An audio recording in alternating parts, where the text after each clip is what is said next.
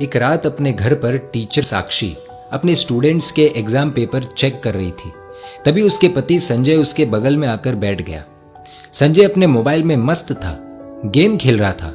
अचानक साक्षी की आंखों से आंसू बहने लगे। वो जोर जोर से रोने लगी। जब संजय को रोने की आवाज आई तो उसने मोबाइल से बिना आंख हटाए पूछा कि क्या हुआ साक्षी, रो क्यों रही हो? मुझसे नाराज हो क्या? साक्षी बोली, नहीं, मैं तुमसे नाराज नहीं हूं। दरअसल मैंने स्कूल में परीक्षा के तौर पर एसे राइटिंग में एक बहुत ही अच्छा विषय दिया था कि अगर आपकी इच्छा हो तो क्या बनना चाहेंगे। पति संजय जोर से हंस पड़ा। तो इसमें रोने वाली क्या बात है? फालतू में मेरा गेम खराब कर दिया। साक्षी बोली, संजय 2 मिनट फोन छोड़ो और ये देखो एक बच्ची ने क्या लिखा है उस एसे राइटिंग में।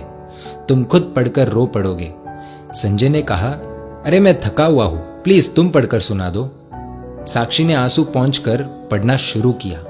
डियर टीचर, मेरा ये एसे राइटिंग मेरे पापा को ना दिखाना, वरना मुझे बहुत डांट पड़ेगी। मैं जब भी घर जाती हूँ तो मेरे मम्मी पापा मोबाइल में बिजी रहते हैं। मेरी तरफ देखने का भी बहुत कम टाइम मिलता है उन्हें। मोबाइल का इतना ध्यान रखते हैं वो, इतनी केयर करते हैं मोबाइल की। वो मुझसे ज्यादा तो उनके फोन से प्यार करते हैं। मेरे पापा और मम्मी शाम को थक जाते हैं, लेकिन उसके बाद मेरे साथ वक्त नहीं बिताते, अपने मोबाइल के साथ वक्त बिताते हैं। उनके पास उनके मोबाइल के लिए बहुत समय है, लेकिन मेरे लिए बिल्कुल भी समय नहीं है।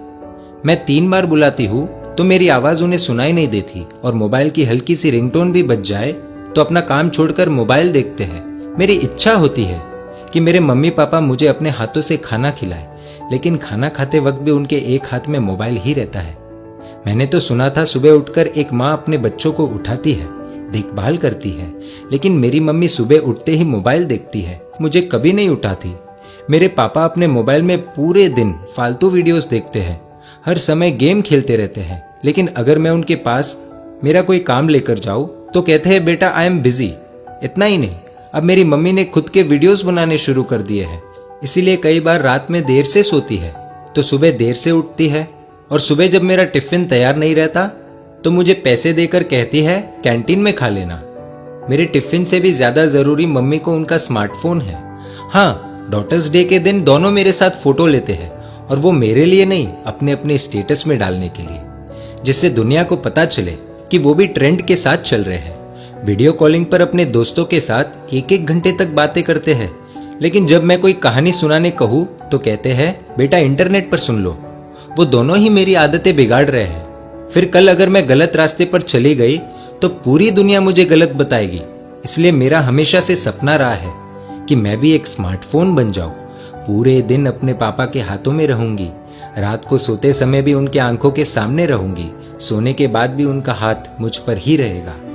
खाना तो नहीं मिलेगा, लेकिन हाँ, टाइम टू टाइम रिचार्ज होता रहेगा। मेरा पूरा ध्यान रखा जाएगा।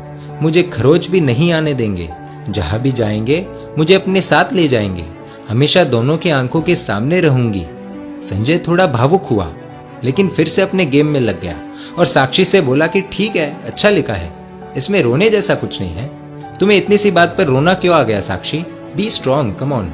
तो साक्षी ने कुछ ऐसा कह दिया कि खुद संजय भी अपने आप को संभाल नहीं पाया। साक्षी बोली कि संजय, ये ऐसे जिसने लिखा है वो अपनी ही बेटी है। दोनों के आंसू रुकने का नाम नहीं ले रहे। भागते हुए अपनी बेटी की बेडरूम में गए। देखा कि वो अपने मम्मी पापा की तस्वीर से लिपटकर सो रही है। ये दृश्य देखकर दोनों को रोना आ गया। साक्षी और संजय दोनों ने अपनी बेटी को नींद से जगाया। उसको उठाकर दोनों ने क्षमा मांगी। कहा कि बेटी, तुमने हमारी आंखें खोल दी, हमें माफ कर दो। अब से स्मार्टफोन नहीं, तुम हमारी आंखों के सामने रहोगी। पूरे परिवार के लिए बहुत ही भावुक पल था।